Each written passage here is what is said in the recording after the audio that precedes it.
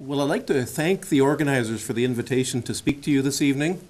And I will talk about coastal wetlands, as it says behind me. But I'd also just like to mention, of course, that many of us saw this evening a couple of videos that I think is a very good start. Communication is fundamental to a lot of the issues we're dealing with. And so having those videos as a means to get the word out is a very good thing. Some of you will recall that there's not just two videos about Lake Winnipeg, but actually at least three, the other one being Fat Lake that came out about a year ago, and that's good too. Again, gets the word out. So I thought I would let you know that in the near term, in fact, we think probably sometime in the spring, there will be an episode of The Nature of Things on Lake Winnipeg. It's tentatively called Save My Lake, and I've been involved in it a little bit, and no, I didn't get to meet David Suzuki.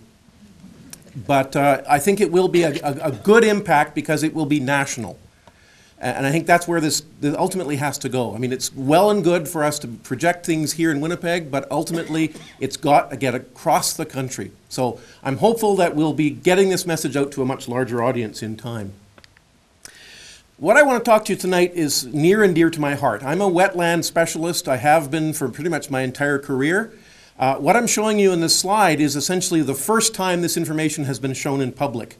We are just in the finishing stages of completing an inventory of the coastal wetlands of the three large lakes in Manitoba. Lake Winnipeg, of course, 10th largest, Lake Winnipegosis, depending on the statistics you use, perhaps the 29th, 30th, or 31st largest, and Lake Manitoba, the around 32nd to 35th largest. And around each of these lakes, there are enormous resources of coastal wetlands. The maps you see here are the first attempt to demonstrate just how many of them there are. And I think what is especially clear about those maps is that the north part of Lake Winnipeg, the north part of Lake Winnipegosis is replete with coastal wetlands. There's enormous resources of them. In addition to those, there are others around the southern parts of the lake. And in fact, I think we can be quite proud of the fact that in Manitoba, we have two of the largest coastal wetlands on the continent. Single wetlands, single coastal wetlands. One of them is the Delta Marsh, which is on the south end of Lake Manitoba. And the largest one on the continent is the Netley-Lebo Marsh at the south end of Lake Winnipeg. Earlier today, in fact, Premier Selinger attended a conference that many of us are attending on Lake Winnipeg and announced what I think is an exceptional contribution from the provincial government towards helping with the restoration of the Netley-Lebo Marsh. It is one of the largest on the continent. Unfortunately, as I will show you a little bit of later, also under some threat. But just to orient you to what a coastal wetland is, because there's a certain level of unawareness, I give you three examples. One that you've probably visited, perhaps, Grand Beach. It is, in fact, a coastal wetland. Perhaps I should also make the case that these are something that you should care about. You know, there's sometimes a perception that wetlands are just icky places that have lots of insects and perhaps some plants and maybe some animals, and you know, who really cares if they're gone? Well, I think there are some real tangible benefits from coastal wetlands, and I thought I would just list them for you here. Hank made reference to biofuels and the possibilities that might exist in developing a bioeconomy. Well, in fact, this is something that is not new relatively. If you look at the photograph behind these points, there's a farmer from the Gimli area who has for generations been harvesting the vegetation from these marshes as a source of hay for the livestock. And this is something that is ongoing around the lakes in many places. They use the vegetation and the high productivity of these coastal wetlands as a feedstock.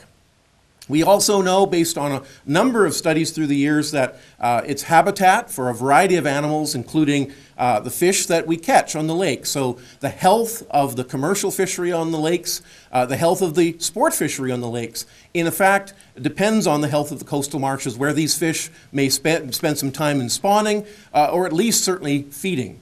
So the health of the marshes translates directly into the health of the fishery. We know that it's an important habitat also for migratory birds, especially ducks and geese that, of course, go north and south each year and stop along the way to spend some time in these coastal marshes. We know that they're also really important for shoreline stabilization. And of course, we do have issues with respect to shoreline erosion here in Manitoba. And there's some evidence that, in fact, natural solutions are every bit as good and perhaps even superior to some of the artificial engineered solutions we've come up with to counteract erosion. And then perhaps most significant to the issue about Lake Winnipeg's water quality and the enormous algal blooms that are occurring on it is the effect that the marshes have on purification of water. That in effect they are the last line of defense between the landscape and the water. Water, as it's passing off the farmland or from the sewage lagoons, inevitably passes through wetlands along the way. They've often been described as nature's kidneys. They have an ability to assimilate, to break down and to store materials and prevent them from getting into the lakes. So in effect, they are a way for us to hold those nutrients, preventing them from getting out into the lake. And then in fact, if we can develop means to harvest that vegetation, it becomes then a resource. And as you perhaps heard from Hank, there's possibilities for biofuel production from doing just that. Unfortunately, coastal wetlands are under threat for a variety of reasons, including ones like the development you see here in the photograph just south of Victoria Beach, where a very nice little coastal marsh now has a number of people passing through it on a regular basis as they take their pleasure boats out into Lake Winnipeg. And this is the sort of thing that will inevitably expose this little coastal marsh to a number of factors, including contaminants from a variety of chemicals. Urbanization, however, is a broader issue. It's happening all over the world, and it's happening here in Manitoba as well. Agricultural effects, we've heard a little bit about those. Altered hydrology, the fact that marshes need fluctuating water levels to be healthy. Unfortunately, they don't always get the fluctuations they require. And in some cases where lakes are managed for narrower range of water level variation, that can have effects on wetlands associated with them. Dredging, and I'll give you an example of that in a moment, industrial and other contaminants, and then of course a range of exotic species including common carp and hybrid cattail, and then perhaps others that are on their way here. I'll just show you this picture in passing, a scene that I took not long ago on Lake Manitoba, where the cottagers felt obliged to undertake what they thought of as improvement of their beach by way of removing all of the vegetation so as to make an open vista onto the lake. And this is the sort of thing that I think counteracts the natural benefits we get from natural cover in some of these coastal marshes. Anyway, I want to come back to Netley-Lebo Marsh. As I said, Mr. Sellinger this morning made an announcement about it, and I think that's a very good thing because it is under threat. This is what it looks like. It's at the south end of Lake Winnipeg, and just to orient you, if you were to drive up Main Street all the way as far as you could drive, you would inevitably end up just south of the Netley-Lebo Marsh. It has the Red River passing right through the middle of it, out into Lake Winnipeg, and traditionally, the area to the east of the Red River was referred to as the Lebo Marsh, the area to the west of the Red River referred to as the Netley Marsh. So we, just to be inclusive, call the entire thing the Netley-Lebo Marsh. I could talk at length about what's happening there, but I'll just say one thing. There's been dramatic changes in the vegetation of the Netley part of it, the western part of it. In the east, you've got a whole series of large bays of water, in amongst which there is vegetation, cattails, bulrushes, a variety of other species. In the west, unfortunately, we have seen a dramatic loss of much of the vegetation to the effect that it's essentially not a functioning marsh anymore. It's effectively a large, shallow lake. And I think we can lay the blame for many of these changes that we've seen on a structure that's indicated by the red circle in this map, an area that we call the Netley Cut. Now, I'll just show you as a way of explanation of what this all means, a pair of photographs. The first of them here was taken by a biplane flying down the Red River in 1923. A remarkable set of photos, by the way. It shows you really how much things have changed along the Red River through the years. This is the south part of the marsh, just where, well, in fact, where the end of Main Street would leave you. And we see in the background, for instance, the Netley Creek. And in the foreground, we see a structure leading from the Red River. That Red River, of course, is that large channel we see in front of us. And to the, I guess that would be to your right, it's leading off into the marsh. And the marsh is actually a relatively healthy-looking thing in this time. And there's that channel that was dredged. It was cut in 1913, 10 years before this photograph was taken, by the dredge that operated on the Red River. The next photograph I'm going to show you leaps forward almost exactly 80 years. So from 1923, we go to 2003. And in that 80-year period, we have seen dramatic changes. One of the things, for example, that you see is the permanent, almost the complete loss of vegetation in the marsh itself. Essentially, again, it has become a large, shallow lake. In fact, this is 2003, the year that many of us will remember was a fairly low water year on Lake Winnipeg, and that revealed, in fact, the deposits of sediment on the inside of the marsh, which I think tell a lot of the story, that the water from the Red River is going through that cut and is depositing sediment on the inside of it. We think that's part of the situation. If you measure the width of that cut, well, back in 1924, when it was measured, it was about 80 feet wide, and that's actually wider than it probably was when it was first dredged in 1913. By 2003, it had increased to about 1,300 square feet. So if you do a calculation, it was increasing at a rate of about 15 feet per year.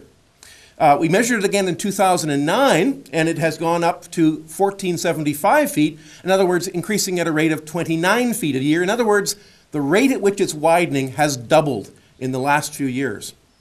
In fact, flying over it this summer, there is now an area just to the north of this cut that is starting to breach, and I suspect that in the not too distant future, that cut will double in width.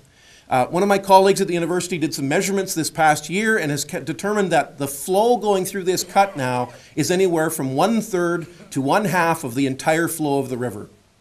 So in effect, this is now a continuation of the Red River, and that's have an associated cost to the benefits we get from natural wetlands in that area. Well, Ray made reference to the changes in the landscape that are causing some of these changes. In effect, the flow on the river is really the problem. That's coming down that river and it's being rerouted into the Netley Marsh. Why is that? Well, as Ray mentioned, it's largely the landscape changes that have occurred. You see in this little map a view of what the prairies in Manitoba, in the Red River Valley, looked like in 1870 when Manitoba became a province. And in the upper right corner, you see the associated wetlands that were there. One of the real challenges farmers faced at that time was the abundance of marshland. And they saw this as a challenge. They wanted to get rid of the water so as to make it productive. And again, the view was that wetlands themselves were not useful. So, of course, as Ray mentioned, through a series of very well-meaning initiatives to construct dikes and dredges through channels, they managed to essentially eliminate virtually all of those marshes. The result, as Ray mentioned, vastly increased flow coming off the Red River Valley in a short period of time. Inevitably, that then causes a pulse of water to go down the river, which of course necessitates the enlargement of the Red River floodway, and of course ultimately downriver going into the Netley-Lebo Marsh through that cut. So I'll just leave you with two thoughts about coastal wetlands. One is that I think one of the problems we are facing is that shoreline developments, perhaps well-meaning, are nevertheless causing degradation. And the fact is that these coastal marshes are valuable. So we are losing the benefits of them by degrading them in these ways. And I think, therefore, there really should be some attention given to the kind of questionable activities that sometimes are allowed to occur on shorelines.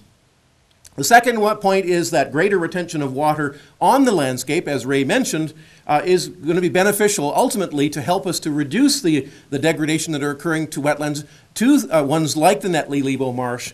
And so ultimately the benefit of long-term water storage on the prairies is ultimately, I think, the best option we have. Not only just for the benefit of water and water quality in Lake Winnipeg, but to preserve and to enhance those nature's kidneys associated with the shorelines.